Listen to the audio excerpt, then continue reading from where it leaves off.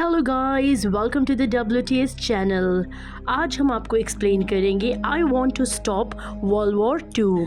कहानी की शुरुआत में हमें एक लड़की जिसका नाम एंड्रिया वॉलन होता है उसे दिखाया जाता है, जो एक टाइम ट्रैवलिंग ऑपरेटर है। यानी कि ये वो वक्त है जहाँ पे टाइम ट्रैवल संभव है। और अब एंड्रिया किसी भी तरीके से पास्ट में जाकर वर्ल्ड वॉर 2 को रोकना चाहती है, क्योंकि जब वर्ल्ड वॉर 2 शुरू हुआ था तब वर्ल्ड वॉर 2 की वजह से 60 मिलियन लोग मारे गए थे। इसीलिए वो पास्ट में ट्रैवल करके ऐसे कुछ ज़रूरी एक्शंस लेना चाहती है जिससे वर्ल्ड वॉर 2 हो ही ना और आज की दुनिया में पूरी तरह से पीस हो। एंड्रिया के पास स्कॉलर्स की एक टीम होती है जो उसे मना करती है, क्योंकि इसमें उसकी जान का खतरा भी हो सकता है। लेकिन एंड्रिया अपनी जान की परवाह नहीं करती, क्योंकि वो चाहती है कि वो कई लोगों की ज़िंदगी को बचा ले, भले उसमें उसकी खुद की जान क्यों ना चली जाए। अभी वो अपनी टीम के साथ प्लान बनाती है कि वो कैसे एडोल्फ हिटलर के घर एंटर करेगी और उसे ख़त्म कर देगी।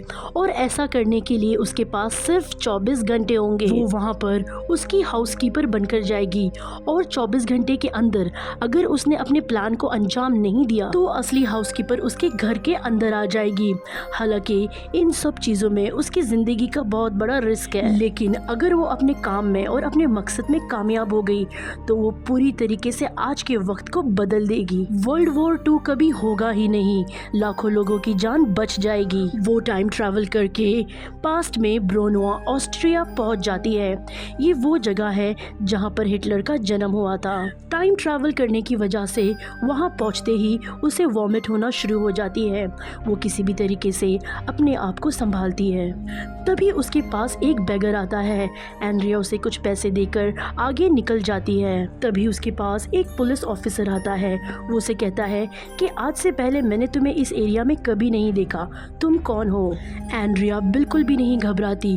वो बहुत कॉन्फिडेंस से उस पुलिस ऑफिसर के सवालों का जवाब देती है, जिससे वो उसे कन्विंस कर लेती है कि वो यहीं कहीं आसपास रहती है। एंड्रिया उसे कन्विंस कर देती है और फिर वो उसी घर के पास पहुंच जाती है जहां एडोल्फ हिटलर रहता है। ये वो वक्त होता है जहां पर एडोल्फ हिटलर एक छोटा सा बेबी होता है। एंड्रिया घर के अंदर जाती है जहां उसकी मुलाकात हिटलर के फादर से होती है। वो बहुत ही स्ट्रिक्ट होते हैं, साथ ही बहुत ओवर प्रोटेक्टिव। एडोल्फ हिटलर के पिता जब एंड्रिया को देखते हैं तो वो एकदम हैरान हो जाते हैं। वो कहते हैं कि तुम्हें तो 2 दिन बाद आना था, तो तुम 2 दिन पहले ही कैसे आ गई। एंड्रिया बताती है कि पिछले जॉब के सारे काम मैंने पहले ही ख़त्म कर दिए, इसीलिए 2 दिन पहले ही मैं यहाँ पर पहुँच गई, और वैसे भी मुझे पैसों की बहुत ज़्यादा ज़रूरत है। एडोल्फ हिटलर के फादर उसे कहते हैं कि तुम्हारा इस घर में काम खाना बनाना और घर की सफाई होगी।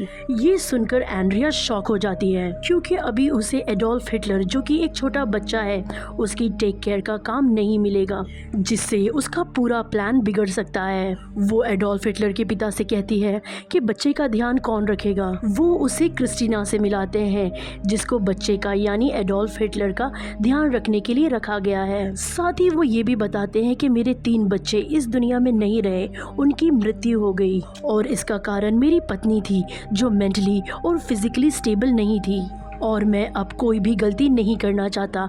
मैं अपने बेटे को हर तरह की सुरक्षा देना चाहता हूँ। एंड्रिया को अब कुछ समझ नहीं आता कि वो कैसे अब एडोल्फ हिटलर को मारेगी, क्योंकि वो एक छोटा बच्चा है और उसे मारना बहुत ही आसान है। रात को जब सब सो रहे होते हैं तभी एंड्रिया उठ जाती है और नीचे जाती है जहाँ पर एडोल्फ हिटलर सो रहा होता है। और जब वो हिटलर को देखती है तब उसके दिमाग में बहुत सारे ख्याल आने लगते हैं। वो सोचने लगती है कि उसे इस हिटलर को मारना चाहिए कि नहीं, क्योंकि अभी सिर्फ वो एक मासूम बच्चा है। लेकिन अगले पल वो सोचती है कि हिटलर की वजह से कितने मासूम लोगों की जान चली गई थी। इसीलिए वो पिलो लेकर धीरे धीरे आगे बढ़ने लगती है। लेकिन तभी वहाँ पर हिटलर की मॉम आ जाती है, जो देखती है कि एंड्रिया के हाथ में पिलो है और वो हिटलर की तरफ बढ़ रही है। एंड्रिया एडोल्फ हिटलर की मॉम से कहती है कि मैं बस यहाँ पर बच्चे को देखने आई थी कि वो ठीक से सो रहा है या नहीं। और अब हिटलर की मॉम को उस पर शक हो जाता है। वो हिटलर को चेक करती है कि वो सो रहा है या नहीं, और अगले ही पल हिटलर रोने लगता है। एंड्रिया उसे उठा लेती है और एक माँ की तरह प्यार करना शुरू कर देती है। हालांकि वो हिटलर से नफरत करती है और वो ऐसा नहीं करना चाहती, लेकिन उसके पास अभी कोई ऑप्शन नहीं है। हिटलर के पिता ने उसे हिटलर को टच करने के लिए मना किया था, लेकिन अभी उसने हिटलर को उठा लिया है। हिटलर की मॉम को ये देखकर अच्छा लगता है कि एक दूसरी लेडी एक माँ की तरह उसके बच्चे को प्यार कर रही है। और अब एडोल्फ हिटलर सो जाता है तो ये दोनों एडोल्फ हिटलर को रखकर इस रूम से निकल जाते हैं। इन्हें दूसरे कमरे में से आवाज़ आती है जो कि एडोल्फ हिटलर के पिता होते हैं। वो क्रिस्टीना के साथ होते हैं, यानी बेबी सिटर के साथ। दरअसल क्रिस्टीना के साथ उनका अफेयर चल रहा होता है।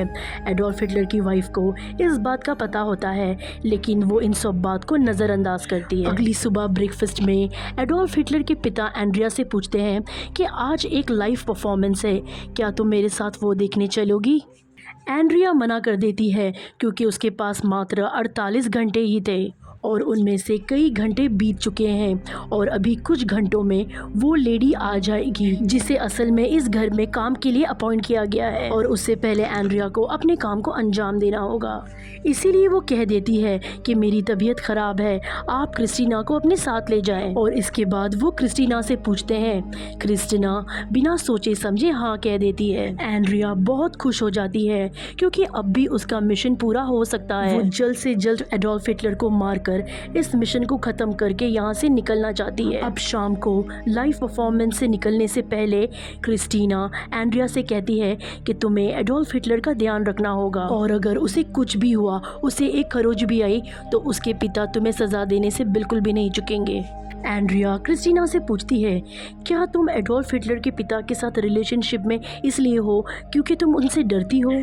तभी क्रिस्टीना कहती है, नहीं, उन्होंने मुझसे शादी का वादा किया है, इसलिए मैं उनके साथ रिलेशनशिप में हूँ। साथ ही वो ये भी बताती है जो कि उनकी वाइफ है अभी क्लेरा, वो भी कभी हाउसकीपर हुआ करती थी और अपनी पत्नी की मृत्यु के बाद उन्होंने उससे शादी कर ली। एंड्रिया ये सब सुनने के बाद शॉक हो जाती है, लेकिन वो अपना फोकस अपने मिशन और अपने काम में रखती है क्योंकि वो किसी भी कीमत पर हिटलर को मारना चाहती है, जिसे पूरा करने के लिए उसके पास सिर्फ कुछ ही घंटे बचे हुए हैं। क्रिस्टीना और एडोल्फ हिटलर के पिता लाइव परफॉर्मेंस देखने के लिए निकल जाते हैं। साथ ही क्लेरा यानी कि एडोल्फ हिटलर की मॉम भी सो जाती है क्योंकि वो बहुत ज्यादा थक चुकी थी। और अब एंड्रिया के पास एक सुनहरा मौका है, इससे बेहतर मौका उसे कभी भी नहीं मिलेगा। इसीलिए वो चुपचाप एडोल्फ हिटलर के कमरे में जाती है, वहाँ से ब्लैंकेट उठाती है और जब वो उसे मारने के लिए आगे बढ़ रही होती है तब वो पूरी तरीके से फ्रीज हो जाती है।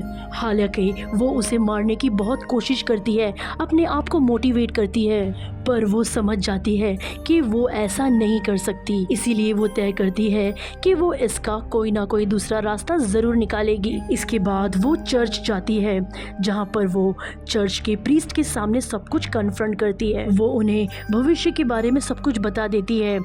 तब प्रीस्ट कहते हैं कि भविष्य को कोई भी प्रेडिक्ट नहीं कर सकता। अच्छा तो यही होगा कि भविष्य में आने वाली प्रॉब्लम को हम किसी भी तरीके से रोक लें। उसके बाद वो एडोल्फ हिटलर के घर पर आती है और वो एडोल्फ हिटलर की मॉम क्लेरा से कहती है कि तुम एडोल्फ हिटलर को यहाँ से लेकर भाग जाओ, लेकिन क्लेरा साफ साफ मना कर देती है। एंड्रिया पूरी तरीके से कंफ्यूज हो जाती है कि वो अब क्या करे। एक तो वो उस बच्चे को मार नहीं पा रही होती है और दूसरी तरफ वो उसे जीने भी नहीं देना चाहती क्योंकि उसकी वजह से भविष्य में लाखों मासूम लोगों की मृत्यु होने वाली है। उसी शाम एडोल्फ हिटलर के घर में कुछ गेस्ट आते हैं। उसके पिता उनको अटेंड करने में बिजी हो जाते हैं और उस वक्त भी एडोल्फ हिटलर पूरी तरीके से अकेला होता है और अब एंड्रिया के पास इससे सुनहरा मौका नहीं आ सकता। वो एडोल्फ हिटलर को अपनी गोद में उठाती है और घर से निकल जाती है। वहीं पर एडोल्फ हिटलर के पिता को दिखाया जाता है जो क्रिस्टीना से कहते हैं कि एडोल्फ हिटलर को यहाँ पर लाओ। और जब क्रिस्टीना एडोल्फ हिटलर के कमरे में आती है तो वो देखती है कि एडोल्फ हिटलर वहाँ पर नहीं है। फिर वो खिड़की पर देखती है, तब वो देखती है कि एंड्रिया एडोल्फ हिटलर को कहीं तेज़ी से भागकर ले जा रही होती है। वो उनका पीछा करती है। लेकिन इससे पहले कि वो एंड्रिया और हिटलर तक पहुंचती, एंड्रिया एक ब्रिज पर खड़ी हो जाती है जहां पर नीचे पानी होता है और वो एडोल्फ हिटलर को लेकर उस पानी में कूद जाती है। क्रिस्टीना को कुछ समझ नहीं आता कि वो क्या करे, क्योंकि उसने अपनी आंखों से एंड्रिया और हिटलर के खात्मे को देखा है। वहीं पर एक जिप्सी लेडी बैठी होती है जो अपने बच्चे को बेच रही होती है।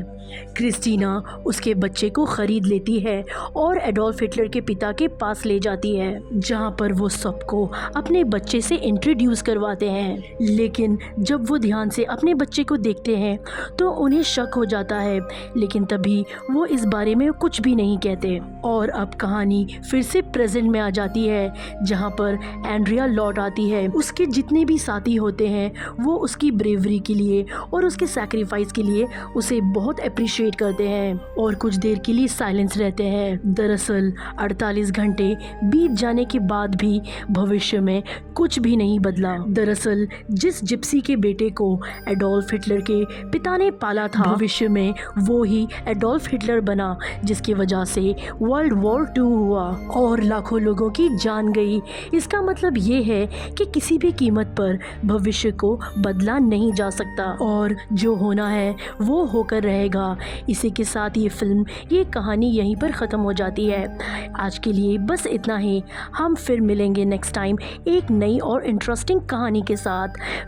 अगर आपको हमारी एक्सप्लेनेशन अच्छी लगी हो तो वीडियो को लाइक या डिसलाइक ज़रूर कर दें, और अगर आप हमारे चैनल पर नए हैं तो प्लीज़ हमारे चैनल को सब्सक्राइब करें। Thanks for watching.